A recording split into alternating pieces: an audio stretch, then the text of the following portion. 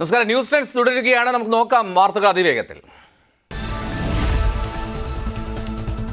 Asia കപ്പിലെ ഹസ്തദാന വിവാദത്തിൽ ഒത്തുതീർപ്പെന്ന സൂചന. പാകിസ്ഥാൻ പരാതി ഉന്നയിച്ച മാച്ച് റഫറി ആൻഡി പൈക്രോഫിനെ മത്സരത്തിൽ നിന്ന് മാറ്റി. റിച്ചി റിച്ചാർഡ്സൺ ഇന്ന് റഫറിയായേക്കും. മത്സരം ബഹിഷ്കരിക്കുമെന്ന് പാകിസ്ഥാൻ ഭീഷണി മുഴക്കിയിരുന്നു.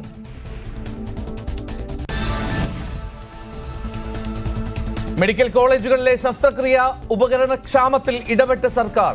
KMSCL-ന് ധനവകുപ്പ് 50 കോടി രൂപ അനുവദിച്ചു. കാരുണ്യ സുരക്ഷാ പദ്ധതികൾക്കും തുക നൽകിയിട്ടുണ്ട്.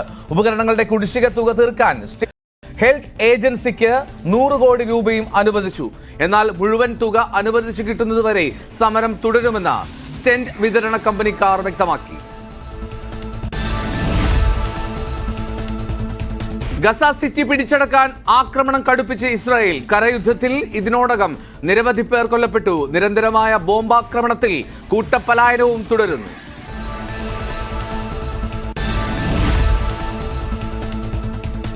രാഹുൽ മാങ്കൂട്ടത്തിനൊപ്പം നിയമസഭയിലെത്തിയ യൂത്ത് കോൺഗ്രസ് തിരുവനന്തപുരം ജില്ലാ പ്രസിഡന്റ് നേമം ഷജീറിനെ കാണാൻ കൂട്ടാക്കാതെ പ്രതിപക്ഷ നേതാവ്. നിയമസഭയിൽ പ്രതിപക്ഷ നേതാവിന്റെ മുറിയിലെത്തി കാണാൻ ശ്രമിച്ചെങ്കിലും ഗൗനിച്ചില്ല. സഭയിലേക്ക് തിരിച്ചു പോകുമ്പോൾ കാണാൻ ശ്രമിച്ചെങ്കിലും പ്രതിപക്ഷ നേതാവ് നിൽക്കാൻ തയ്യാറായില്ല. ഷജീറിനെതിരെ യൂത്ത് കോൺഗ്രസ് ദേശീയ നേതൃത്വത്തിലും KPCC പ്രസിഡന്റിനും പരാതി പ്രവാഹം.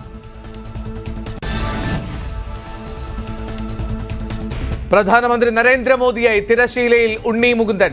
മാ വന്ദേ എന്നാണ് ചിത്രത്തിന്റെ പേര്. ഇന്ത്യയിലെ എല്ലാ ഭാഷകളിലും ചിത്രം റിലീസിനെത്തും.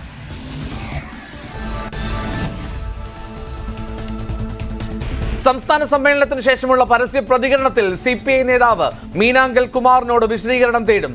ജില്ലയിൽ നിന്നുള്ള സംസ്ഥാന കൗൺസിൽ അംഗങ്ങളുടെ യോഗത്തിലാണ് തീരുമാനം. സംസ്ഥാന കൗൺസിലിൽ നിന്ന് ഒഴിവാക്കിയതിനെതിരെയായിരുന്നു കുമാറിന്റെ പരസ്യ പ്രതികരണം. അമീബിക് മസ്തിഷ്ക ജ്വരത്തിൽ നിയമസഭയിൽ ചർച്ച. പ്രതിപക്ഷത്തിന്റെ അടിയന്തര പ്രമേയത്തിന് അനുമതി. അല്പസമയത്തിനകം ചർച്ച ആരംഭിക്കും. 2 മണിക്കൂറിനാണ് ചർച്ചയ്ക്കുള്ള സമയം.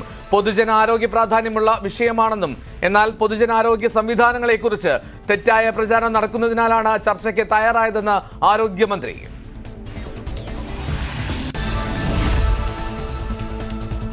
ഡേറ്റിംഗ് ആപ്പിലൂടെ പരിചയപ്പെട്ട 16-കാരനെ പ്രകൃതി വിരുദ്ധ പീഡനത്തിന് ഇരയാക്കിയ കേസിൽ ഒരാൾ കൂടി അറസ്റ്റിൽ.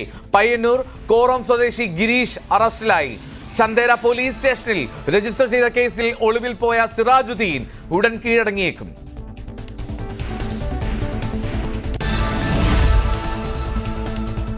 പോലീസുകാരന്റെ വിവാഹം ഷൂട്ട് ചെയ്ത വീഡിയോഗ്രാഫർ പണം ചോദിച്ചതിന്റെ പേരിൽ പോലീസ് സ്റ്റേഷനിൽ ക്രൂരമർദ്ദനമേറ്റതിൽ ഉദ്യോഗസ്ഥർക്കെതിരെ നിയമ നടപടി സ്വീകരിക്കാതെ DYSP.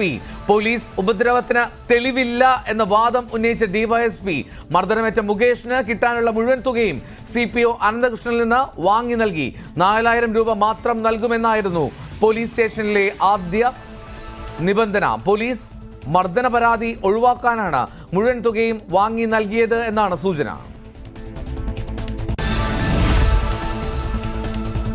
പ്രധാനമന്ത്രി നരേന്ദ്രമോദിക്ക് ഇന്ന് 75-ാം ജന്മദിനം. മോദിയുടെ ജന്മദിനാഘോഷത്തോടനുബന്ധിച്ച് വിപുലമായ പരിപാടികൾ ആസൂത്രണം ചെയ്ത് BJP. മഹാത്മാഗാന്ധിയുടെ ജന്മദിനം വരെ നീണ്ടു നിൽക്കുന്ന പ്രചാരണ പ്രവർത്തനങ്ങളാണ് ആസൂത്രണം ചെയ്തിരിക്കുന്നത്. പ്രധാനമന്ത്രി ഇന്ന് മധ്യപ്രദേശിൽ വിവിധ വികസന പദ്ധതികൾ പ്രഖ്യാപിക്കും. 2 ദിവസത്തെ UK സന്ദർശനത്തിനായി US പ്രസിഡന്റ് ഡൊണാൾഡ് ട്രംപും പത്നി മെലാനിയയും ലണ്ടനിലെത്തി. വിൻസർ കാസിലിൽ ചാൾസ് രാജാവും രാജ്ഞി കമിലയുമായി ഇന്ന് ട്രംപ് കൂടിക്കാഴ്ച നടത്തും. നാളെ UK പ്രധാനമന്ത്രി കിയർ സ്റ്റാർമറുമായും ചർച്ച നടത്തും. ട്രംപിന്റെ സന്ദർശനത്തിനെതിരെ പലയിടങ്ങളിലും പ്രതിഷേധങ്ങൾ ശക്തം. ഇന്ത്യ അമേരിക്ക താരിഫ് ചർച്ചയിൽ അയഞ്ഞ അമേരിക്ക. ഇരുവിഭാഗവും പോസിറ്റീവ് എന്നാണ് ചർച്ചയെ വിശേഷിപ്പിച്ചത്. അമേരിക്കയിൽ നിന്നും ചോളം വാങ്ങണമെന്ന നിർദ്ദേശം പ്രതിനിധി സംഘം മുന്നോട്ട് വെച്ചു.